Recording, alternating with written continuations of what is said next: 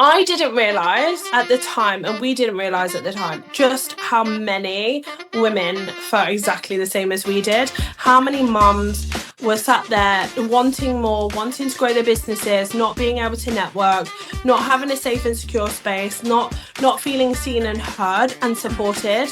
And so it grew very quickly because we tapped into something that wasn't being tapped into at that point. Meet Leona Burton, a visionary entrepreneur, international speaker, and the inspiring founder of Mums in Business International. Through her passion and purpose, she's empowering women around the world to build confidence, create freedom, and achieve success on their own terms.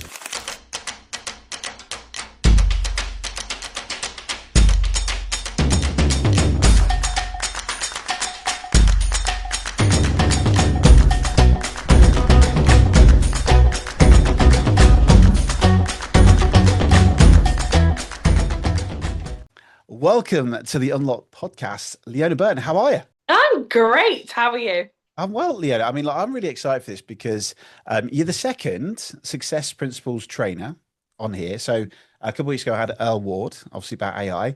So you're the second person. But yeah, what I'm really excited is because the last time that we actually met was in person in LA last year.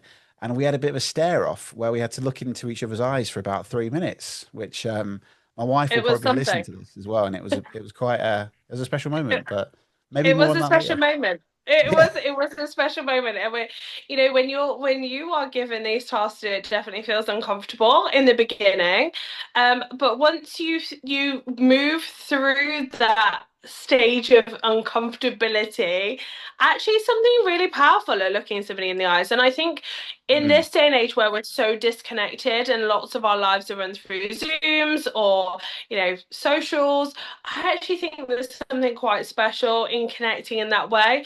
Although it's definitely odd to begin with. Yeah, I think I might have said it to you at the time, and I hope this doesn't offend you. But when I was looking into your eyes, I just kept thinking, a thought like popped in my mind of like, my mum. I think I need to call my mum because I just like was transported to this world of like emotion. I was like, I think I'm going to cry in a minute. It's beautiful, So anyway, I hope my wife isn't listening to that. You did you definitely did, and probably because I'm a mum of six, you picked up on the maternal vibes. But it is special, and it is that human to human connection. I think we're all craving that so much. Yeah. It's not in any way other than just on a human to human level. And Yeah. people are like, at first I was like, I feel like I might be like falling in love with this person I've just met in like 3 seconds. What are you doing to me, Jack I know, Canfield? yeah. But it's like, you know what need we need human connection. And aside from the sex, right, that's a whole nother conversation. But it's like we need to feel that connection more than ever. Yeah, totally. So yeah, absolutely. Well, we're going to dive straight in here because like I've done my research on this because I wanted to make sure that this was like a really good one. Not like that every other episode isn't good, but you are a truly astonishing person in terms of everything you've done. You're someone who proves that resilience, vision, and authenticity can unlock not only personal power, but create global change. So you are the CEO of MIB International, as well as doing some other things as well, which we'll probably come on to in terms of some new ventures that you're doing now. But from teenage motherhood and adversity to building a 400,000, I'm going to say that again, 400,000 strong international business network for mums. How on earth do you launch something that successful? What would I need to know about Leona that tells me how to get to that? do you know, honestly, it's tenacity. Like, genuinely, people ask me all the time, like, how do you do it? And I'm like, I don't know any other way other than to bounce when stuff gets hard. And I think that we feel like we've got to have everything planned out. We've got to have this clear strategy, and we've got to have all of our stuff together. We've got to know everything about everything. When the reality is we don't. We just need to see the next 3 steps and the next 3 steps after. And I think we've become so accustomed to seeing people's fast success that we are so hindered by that. And when we don't experience overnight success, we feel like we're not doing a good job. And although I've had quote unquote relatively fast success, actually, I've hit rock bottom more times than most people will ever experience in their life. And I've had 25 lives packed into my 39 years of being on this planet. And so, when I was deemed this overnight success, what people didn't see is that I'd been studying media since I was 19. I worked in television for 7 years. I went to university when I was 23 with three very small children. And I think although it were painfully difficult at the time, that set me up for this level of grit that I needed to have to build a business, because business is hard. I mean, people get into business because they don't want to work for somebody else, or they don't want to work long hours, and that is BS. Like, I work 20 people's jobs in one day. Like, I work a ton of hours. Yes, at the moment I'm in Mexico, but I don't have a laptop lifestyle. You might see me at the beach maybe once a week if I'm lucky. I work a ton of hours, but then there is a degree of flexibility. So I am able to homeschool my kids. I am able to world school my children. I am able to go to LA and go to events I want to go to, or whatever it is that I desire to do. But I'm also not afraid of the graft, and I'm not afraid to fail. And I think we need to peel back the layers of success and have a look at what it really is, excuse me, and what it really means for the individual, and really what it's going to take, and Mm. how those things align. Because, excuse me, because the reality is people say they want something, but then in reality, they're not prepared to do the work in order to be able to get there.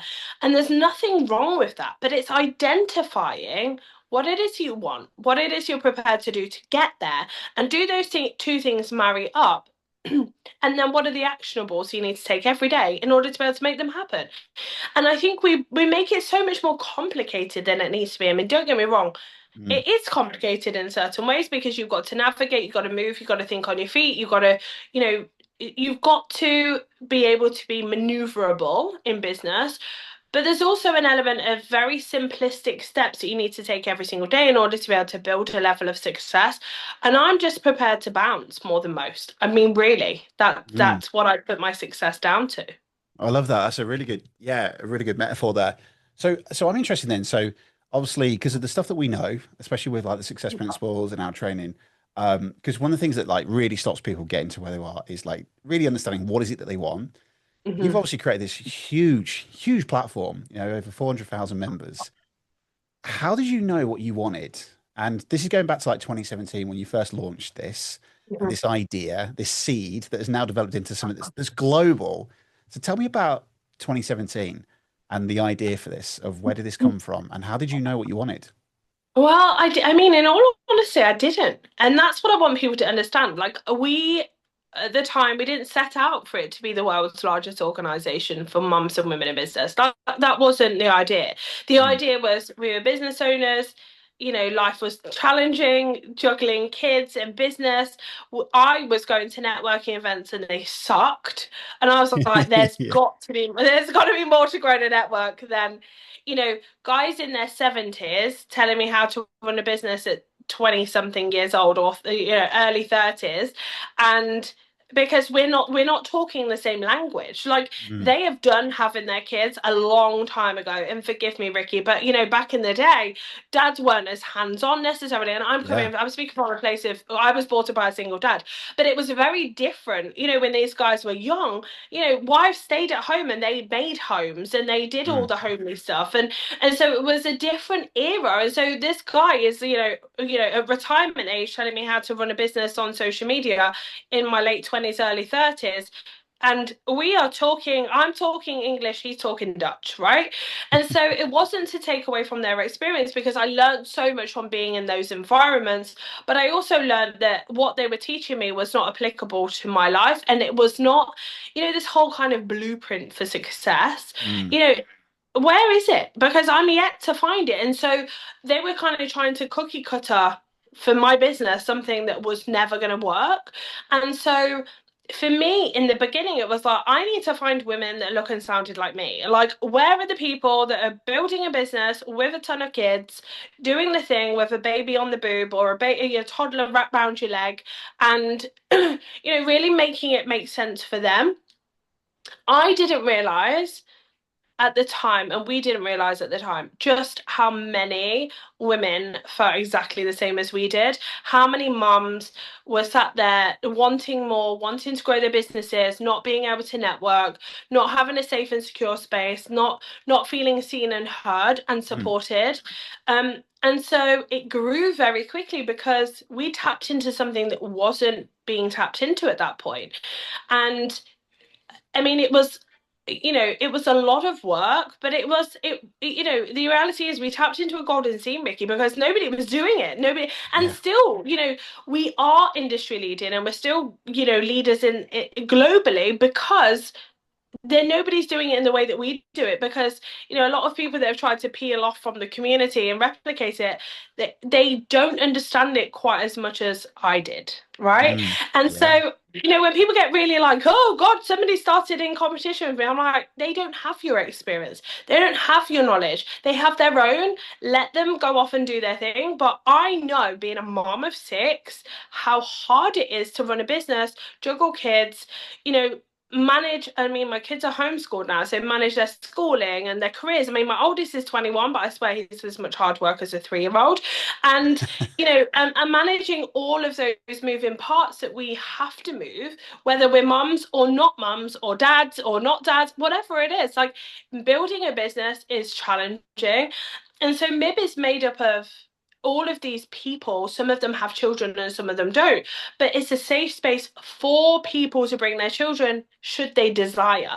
And that I wanted for people to have that choice because they didn't have that choice before. I'm not taking it away from the bigger networking companies, but 6 a.m.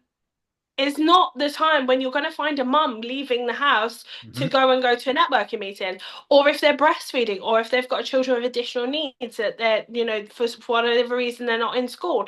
And so we've created this beautiful blend of like business meets life and life meets business, because there is nobody that can tell me that the two don't interlink. There is nobody that can tell me that if you're not having a challenge in your personal life, that it's not going to impact your business, or vice versa.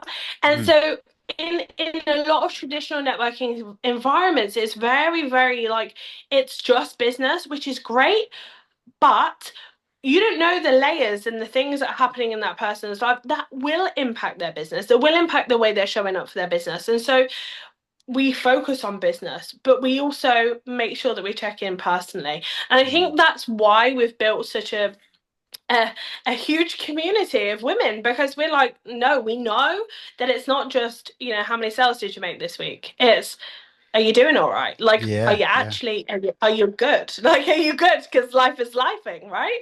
Yeah, it's so powerful. And like um as a father of a 3-year-old myself, like I have like a really flexible business, so it's like it's never consistent. So some days, like a couple of weeks ago I was in New York running a workshop. This week I was in London and Cambridge running a workshop. So we split obviously between taking my daughter to nursery because we are both full-time working people. And there's a lot of like networking meetings that are around me that say we're going to start at 8:30 in the morning for breakfast meeting. You think, fuck off. Like I've got to take my daughter to nursery. That isn't going to happen. So it's just like, Yeah, it's that cookie cutter thing, isn't it? So I it really love that. is. Yeah. So I'm really curious, right? So you've got this like vision going, right, this doesn't work for me. I'm going to these 70-year-old peoples that are telling me how to run my life, fuck off, whatever it is, on my French. But at this point, you're like, hey, right, I'm going to find these people who are like me. And what is the belief there behind that time that drove you to that point? Because that would have been quite hard, because I'm assuming for a lot of people, they can feel very like, down, disappointed. Like if all I can see and all I know is these 70-year-olds people running these networkings, like that's quite hard to keep, resistant and push through that. So what was the belief behind that that goes, I'm not going to give up here. I'm going to make my own thing and find these The people? belief the belief was actually, firstly, it was very selfish in the beginning. I was like, and we had no desire to monetize this, and that's what I want to tell people. I was like, this wasn't meant to be a business. This was just meant to be something where we could find people to network with ourselves, because we had our own individual businesses. And it very quickly became apparent that we needed to input this support around the world. Mm. And the belief was, this is greater than us, and it always will be. Even post COVID, Ricky, I didn't take a salary for 2 years from the business because, we went from running 300 events in person a month to there's no events a month, to having to put things online and then people getting burned out online and all of the Yeah. things. And, we were still six-figure business, but like, businesses are expensive to run. I didn't take a salary. And thank goodness I could hold on to my vision and my mission of like, no, people need this. They need the support, the testimonials, and the feedback and everything. And for me, it's never mattered whether there's one person in the community or 400,000. Like, I want everybody to feel seen and heard. And so it is not about me. It's about the people, like the people. And hearing the stories of them building businesses that make sense, them being able to afford their cow pole for their kids, them being able to go food shopping, them doing the things that they deserve, them being able to go to Disney and have the holidays that they desire. All of the stuff that has meant success for them, that's what has driven me to keep going when it got really hard. And Yeah. so I think, when you're anchored into your vision, when you're anchored into your mission of this is something greater than myself, I could have gone and got a job at six figures, no problem, working, as a coach, fine. But it was like, do I want that? I don't. And everybody around me was like, go and take the job, Leona. Like, hello, you could be working part-time hours, crushing it financially, and you'd have much less stress. And I was like, no, I'm not going to. Like, I'm going all out. And people thought I was bonkers, and they still do, and that's fine. But that belief in me, in other people, because there were so many times in my life, Ricky, where I didn't feel seen and heard. Mm. I didn't feel supported, whether that be, at school when I was bullied, or whether that be becoming a young mum, or whether that be being written off because I'm a girl. I mean, there's a whole heap of things, right? And Mm. so I felt like for my whole life, I really had to fight for people to take me seriously. And it's really interesting how many people think you're amazing once you're in Forbes, right? It's like, Yeah. it's a whole different dynamic. And I'm like, babes, I'm the same person before I was in Forbes to Yeah. now I've been involved. Like we're the same human. But I've had to fight. And so I made it my mission. I wanted to take as much of that away from my community that Mm. I could so that they felt like they didn't have to cry out for attention because they weren't getting the support that they really so desperately needed. I love that. And that is incredible drive because I know that a lot of people would probably at this point go, you know what, I am going to go get that job. I am going to just go work at the checkouts or go get a six-figure job because it's easier, right? Because we know less. I had this moment myself. I got made redundant 4th of April, 2020. And I already Wow. had my part-time business of a magic business, and I was going to go finally launch full-time and become a speaker, start a personal development company. And literally everything just went. And there was this moment thinking, geez, what am I going to do? And I pivoted into the online space. But when that was really difficult, there's those moments going, well, shall I just go get a job? Because why Oh, would I put myself 1000%. through? Yeah, but there's that And fire and every drive. It's like, no, we're much bigger than this, you know? Exactly. Every single one of my clients at some point is like on the phone to me in tears. I'm gonna go, and one of my clients was like, I'm gonna go sell solar panels. I was like, no, you're not. I Yeah, said, you need to get off the phone, you need to go and have a cup of tea, you need to take a breather and call me back. yeah. But we've all had that. And some of us, Mm, while we might deny it, or every single one of us is like, huh, it would be I could stack shelves and I'd be happy as a Larry. And there is nothing wrong with that, by the way. And mm. and any given moment, I always say you have choice. Like we have a choice. We get to make it make sense for us. But I think Yeah. the important thing here is, Ricky, is to understand that we get to make a decision as to what success looks like to us. At any given moment, we also get to change our mind. And Mm. we've become afraid of changing our mind just in case somebody thinks we're failed or whatever it is that we think that somebody might say. And actually, reality is when our day is done here on this planet, none of that is going to matter. None of Yeah. it's going to matter. And so, Yeah. how do we want to have lived our lives? How do we want to have shown up for ourselves and our loved ones? That's the only thing that matters here. Totally. So I'm curious then, where does this drive come from? Because as I said, it'd be easy for people to just go, right, I'll just give up. But you didn't give up and you've made this amazing business. So where's this drive come from? Were you born with it or was it learned? or did someone inspire you? Someone mentored you? Where did it Do come you know from? what? I think it's a combination of all of the above, Ricky, if I'm being completely honest. You know, I was brought up by a single dad who was, I'd be careful what I say here because he might be listening and we don't talk. Okay. But you know, the reality is I had a difficult childhood. And you know, I grew up without a mum. I didn't know where my mum was. She left when I was one, so I kind of spent my childhood feeling a little bit different because the kids were like, "Is your mum dead?" And I'm like, "I don't know." Um, and then I was super clever at school. Like I just was able to apply myself to anything that I put my mind to, which was amazing. And yet I not so much when you're in an inner city school. And so I was the kid that was brought up by a single dad who looked like a boy, who was super clever and a little bit weird. And so like I was always the outcast, right? Always the outcast. And so I think my like fuck you is comes from like that feeling of like nobody ever proved myself to everybody around me.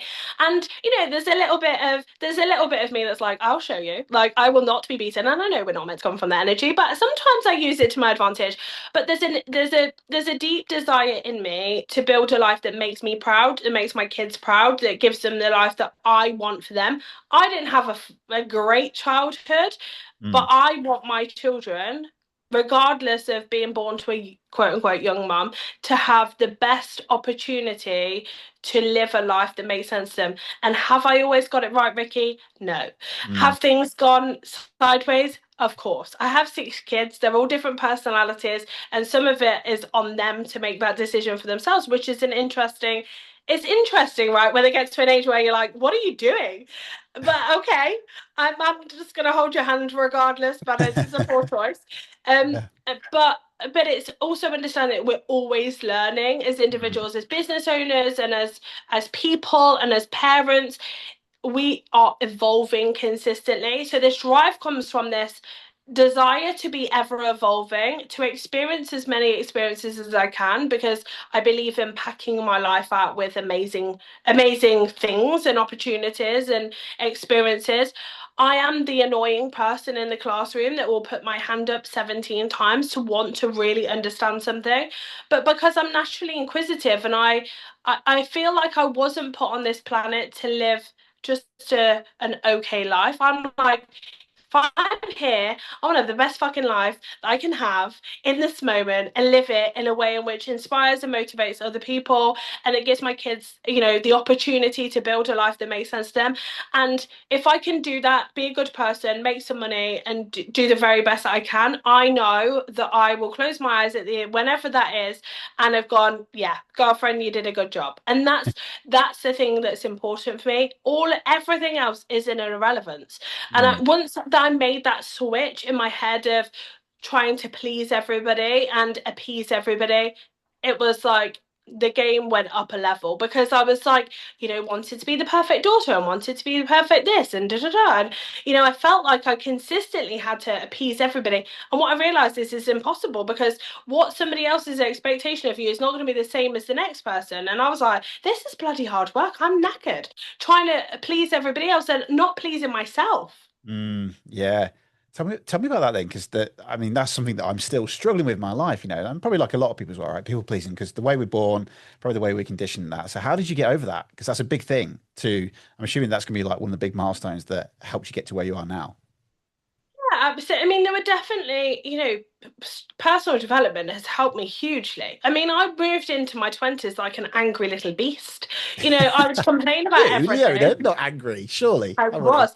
I was the Yeah. right spicy. I mean, I'm still spicy, but I was definitely angry and angry spicy. You know, I was triggered by everything. I was triggered by everyone. I'd had, you know, some awful, challenging teenagers.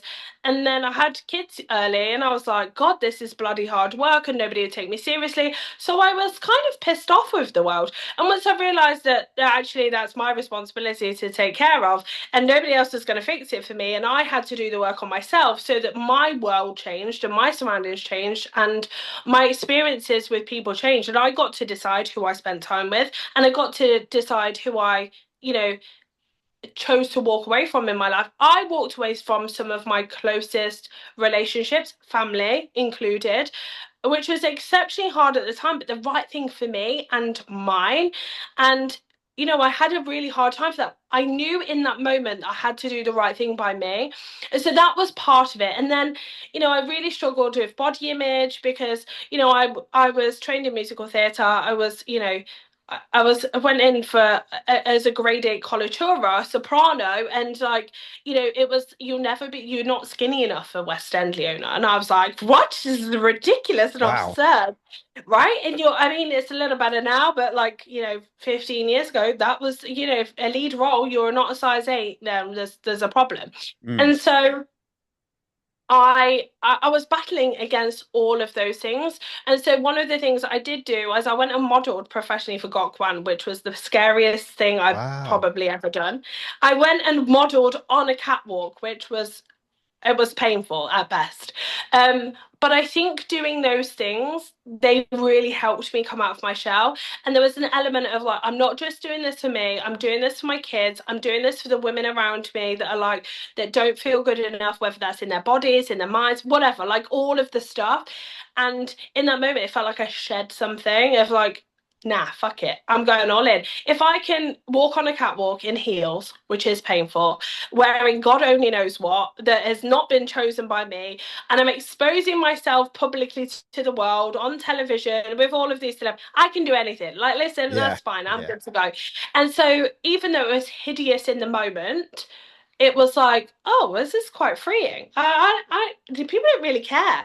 Like, Yeah. people don't actually really care. In your head, people care, but they really don't care because they're Yeah. so consumed by their own stuff that most of the time they really don't care. And actually, if you're being critical of somebody else, it's because you've got something that is going on for you that, let's figure that Yeah. out. And so once I started to peel back all those layers and do lots of personal development stuff and go to seminars and read and watch and at the time, I didn't really have very much money, Ricky. So it was like a lot of freebie stuff that I was consuming. I was literally learning and implementing straight away, and then learning and implement straight away. And then my income changed. Then I'd invest more, and then I'd, implement. And I think that's my biggest piece of advice to people is don't learn and do nothing with it. Don't read and not implement it. Like if you're going to Yeah. read and implement it straight away. If you're going to attend courses, if you're going to get a coach, do the work because there are some great coaches in the world. But the reality is, you're the only person that can do the work. Mm. Yeah. Like really. And so you have to be driven by whatever it is that you're driven by versus expecting somebody else to come along and save you. And that for me was a big realization. So the majority of my 20s and into my early 30s was just work on Leona. Who am I at the core?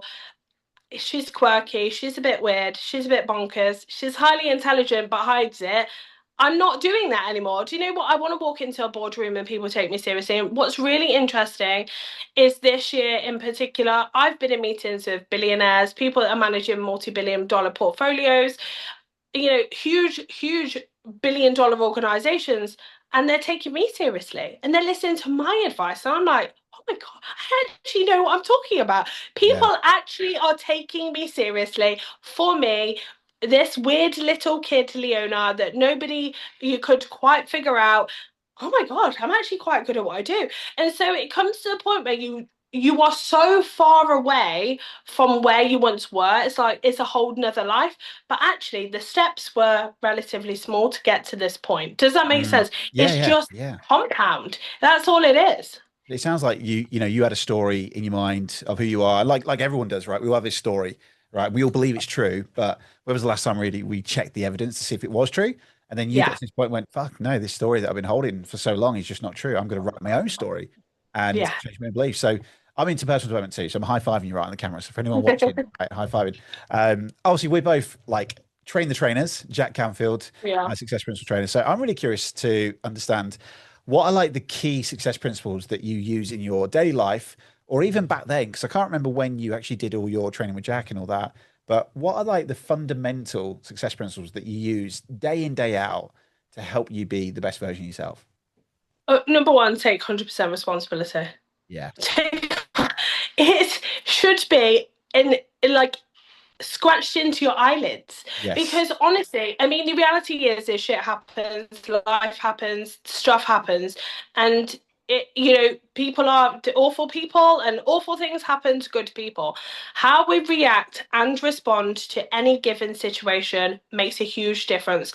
And Leona at 21 would have reacted very differently to Leona at 39. When I realized, how much energy do I want to give this? How much do I want it to impact my life? Does it warrant a reaction, or am I just going to park it and move forward? And so I think taking 100% responsibility should be everybody's go-to, because Yeah. once you unlock that, everything changes for you. And then for me, simple things like goals. I mean, the reality is Yeah. how many people do you know that have goals? They never look at them. They never read them. They don't get them out the drawer. They, past January the 5th, they don't even remember what they set. Goal setting, active goal setting for me is super important, because I didn't realize, even in my very early 20s when I had no money and were doing all the things to make the money, I would set myself little goals. So I would work in television. I was working as a on the sex lines, believe it or not. I was on the phones, not on the camera, because that's a whole other conversation. I was working as a promotional model, like walking the streets, promoting nightclubs. I mean, I did all the things to put bread on my table. Um, and I'm not ashamed about those things, because the reality is, Ricky, I had to do what I might come from a wealthy family. My Mm. family were giving me shit, like nothing, right? You made your bed, Leona, go and lie in it, go deal with it. And so I was like, okay, I'm going to do all the things. And some of the things I would rather my children not do. However, I don't shy away from those conversations, because I did those things because I needed to, right? I needed Yeah. to. But I would know that from a shift promoting a nightclub, I'd make £35 or whatever it was at the time. It was awful, like slave labor. But walking around in barely any clothes in a windy, rainy Newport in Wales was not my idea of fun. But I would say, right, okay, I'll work 2 shifts and I'll be able to afford a rug. Or Mm. I work 3 shifts and then I'll be able to afford new curtains, or whatever it is. I was very action focused when it came to my goals, very, very young. And I think that just carried through. So even, those numbers, they matter. Like setting those Mm. goals matter, so that you have something to work towards. Because often we do them because we feel like we should, because our coach or somebody, we've heard somebody on the internet talk about it, so therefore we feel like we must, and it's January, blah blah blah. And actually, do those goals move you? Are they something that you're inspired by? Do you actually want to achieve them? What will it mean to achieve them? What will it do for your household? What will it do for your self-esteem? What will it do for yourself? What is it going to do for your pocket? And then the 3 key areas, and obviously we work on 7, but the key three Mm. areas that I say to people is health, wealth, and happiness. Because if you work on those 3 areas consistently, you're going to make progression. Health is not just your physical health, but it is your mind health too. Like, how are Yeah. are you setting yourself goals around looking after your body, looking after your mind, looking after your physical being? And if you work on those 3 key areas in a year's time, your life is going to look very different to your life right now. And I Yeah. think we tend to overcomplicate it, because we feel like we should, because it feels like this is far too easy. Like, why would it be this easy? The difficulty is staying consistent. It's not doing the work. Like, often the work isn't hard, it's just grunt. But it's Yeah. the staying consistent when you aren't getting that immediate feedback or dopamine hit of, oh my gosh, I got a sale, or I got a thing, or whatever it is that I was looking for, or I lost weight, or I put on weight.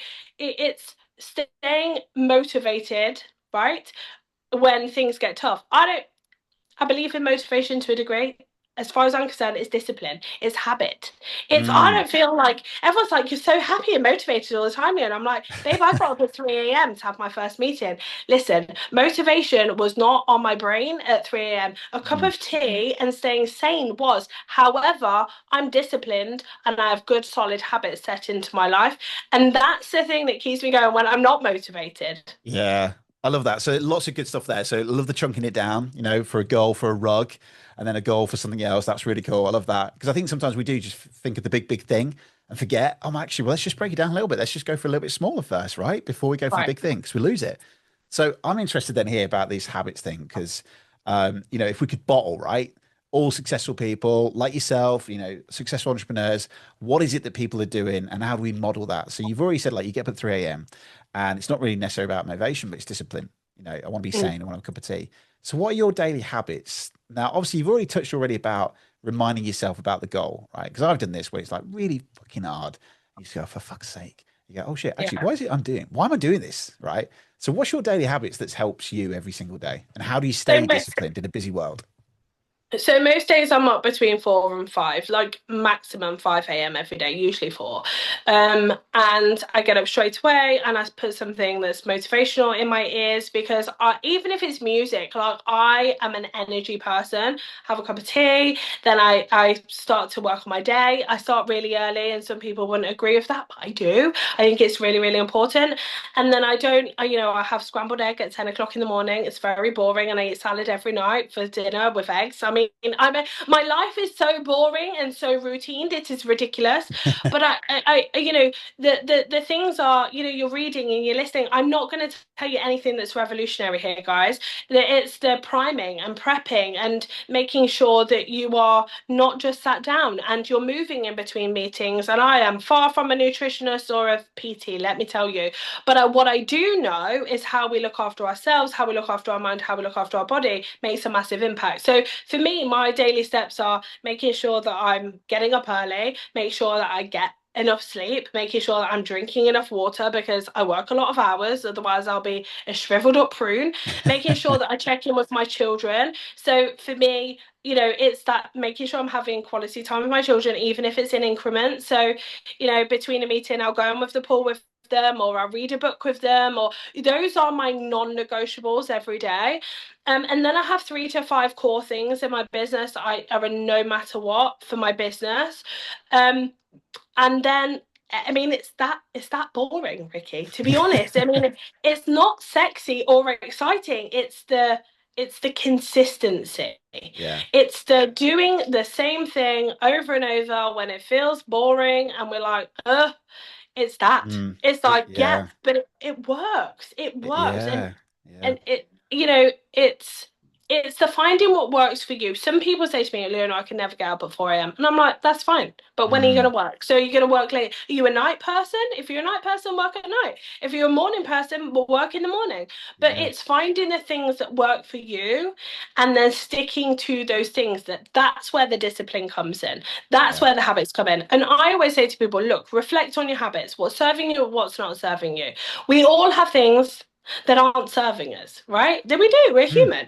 yeah. So Yeah. how can we shed some of those things and how can we lean more into the things that are serving us? So if you know that posting on social media twice a day is beneficial for your business, but on a Friday, Saturday, and Sunday you're not doing that, maybe we extend that to over the weekend. Or Mm, maybe you extend that just to the Friday. So it's nothing, I don't believe in like, well, I mean, there's instances, obviously, of course, where people are just like, fuck it, I'm going all in, and that wins.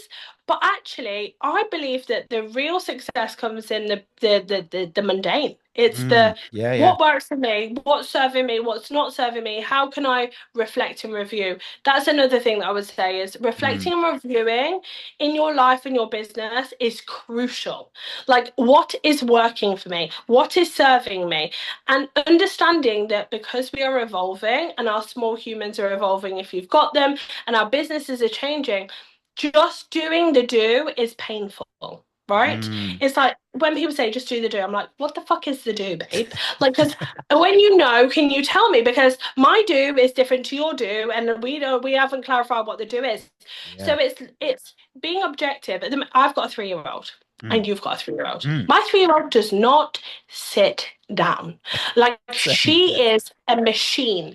Like I'm like, how do you have this much energy? And so my life now, compared to 12 months ago, looks very different with her, Mm, right? yeah. So I can either be frustrated by the fact she doesn't sit down, which is only going to make her more pissed off, or I can just acknowledge the fact that she needs more attention right now. So I'm going to have to fit my business in and around my 3-year-old who is very Mm, active. And so that's what I mean by reflecting and yeah. reviewing. Maybe you've got something you're having to deal with in your personal life. Maybe you've got a challenge that you're experiencing in your business and your business needs more time. So you need to have that conversation with your family. Nothing is ever set in stone. It's Mm, deciding in that moment, in that time that you're in your life, what is serving you and what isn't, and eliminating all distractions. Get them out of your life and tunnel focus, because love here it. is where your success is. Love that. And that's a better example of that. Take 100% responsibility, right? It's not about the event. It's how you respond to it, right? You've got a 3-year-old crazy. I've got a 3-year-old running around crazy, right? And she's like we just been down the skate park about an hour before, and now she's like running Yeah. around like mad now 'cause she's full of beans, right? So I'm just going to use that to go, cool, right? That's the event. So I'll work my business around it and do what I need to do around it. So I love that. So here's a question for you then. So if we think about like motherhood, right? How do you see motherhood not as a barrier, but as a superpower in business and leadership? Oh, one time. I mean, listen, if you can lead kids, you can lead anyone, let me tell you, because kids are wild. Like Mm, they are, I don't care whether you've got the best behaved kids in the world, they are wild and they'll teach you more than you'll ever be taught by anybody else in any other circumstance. I think that, listen, if I can navigate motherhood with 6 kids, I can train and mentor anybody, right? mm, Because yeah. 6 different personalities under one roof is a lot of personalities. So I think A, it's a superpower. B, I can juggle more things than most people can juggle in a week. I can do that in an hour because I have this much spare time, which is a very, very small amount of spare time. So I can hyper focus on anything in any given moment because I have so many kids and so many responsibilities. And it's taught me to be super disciplined when it comes to my time because I don't have any of it. So it's almost like, well, you have none, so you better work really fast. And Mm, does it mean it's perfect? No. And I think that's what I want people to understand. It's never going to be perfect. Doesn't matter mm. how much time, how many kids, if you have kids, if you don't have kids, if you have 10 businesses, it's never going to be perfect because we're always wanting to move through to the next level. We're always going to want to evolve and expand and do all of the things. But done is better than not. So if you're sat on something, if you're sat on an idea or you sat on a business or you sat on, a product you want to sell, just sell it. Just get out there and see Yeah. see how people react and respond to it. And I think that's what having kids has given me is this like, fuck it, I'm just gonna go and see what happens. Yeah, I love that. Get out your own way, just get on with it and see what happens and then go from there. I love that. So, Yeah. Leona, here's a question then. Final question, because I know we've got to wrap up. So for anyone listening who feels like stuck between like their reality right now and the vision, bearing in mind from your history and your past experiences, what do you think is the very first step that they can take today to live like their best life? I think it's deciding what the best life looks like. That is the most important thing that you can do in this moment because when the clouds are hazy and it's foggy and you're just like, what the fuck am I doing with my life? Life seems bonkers. It's making a decision that in a year's time, what does your perfect life look like? I think there's so much pressure to have your 5 year, 20-year plan. I don't know about you, but I know what I'm doing tomorrow. Yeah. So I'm like, listen, 12 months, 18 months out is good enough for me. So start to think about if you were to have your perfect life, perfect, right, quote unquote, perfect life in 12 months' time, what would that look like? Does it mean less time working? Does it mean more time working? Does it mean a certain type of client? Does it mean you have so much money in your bank? Does it mean your relationships look a certain way? Whatever it looks like, make that decision. And then it's okay, what are 3 to 5 things that I can do every single day to chip away at that? And then how will I know? What are your KPIs? So, how will I know that I'm making progress? Because we need, especially when things are not as measurable. So, finance is measurable, right? Mm, Whereas a feeling is harder to measure. So, yeah. how are we going to check in with ourselves? Are we going to take 5 minutes at the end of every week? How do I feel as a CEO? Or how do I feel as a mom? Or how do I feel as a dad? Like, did I do a good job this week? Yes or no? If I did, great. What did I do that worked? If I sucked a little bit, okay, what am I going to do differently next week? And understanding that every single millimeter of moving in a different direction, you're going to have a very different life in 12 months' time. But the first place is to start with what do you want here? What would be meaningful for you? What would make sense to you? And then let's chip away at that thing every single day, whether you want to or you don't want to. You are committing to yourself above anybody else to work on that very thing. That is absolutely beautiful. Gold. Leona, thank you for coming on to the show. It's been an absolute pleasure to have this chat with you. I No know I'm going to see you problem. in a couple of weeks' time in LA, so I'm really looking forward to seeing you again in person. If there's anything you want for the audience to know, like where they want to find you, if they want to get in touch or they want to find out more about Mothers in Business, where can they go? Oh, you can. I mean, if you cannot find me on socials, I'm doing something wrong. So Leona Burton everywhere, LinkedIn, Instagram, Facebook, wherever. And if you type in MIB International, you find us, or MIB Network, you'll definitely find us. But website mib.international. I mean, if there's a problem if you can't find me. Brilliant. Thank you, Leona. Appreciate you coming on the show. Thank you. Thank you so much for Cheers, having me. mate. I appreciate you.